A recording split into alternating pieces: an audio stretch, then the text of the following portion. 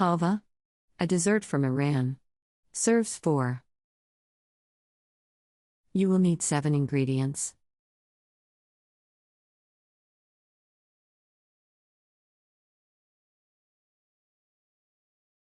Step 1. Heat oil in a frying pan until it is hot.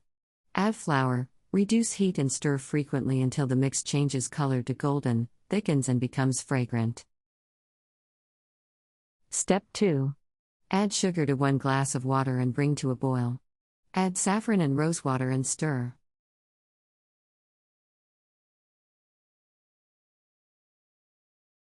Step 3. Let flour cool slightly, then add the mix and stir well. If the mix is not thick, heat for 1 to 2 minutes but not longer. Serve with crushed pistachio and almonds sprinkled on top. Country Reports, Culture, Countries, Travel.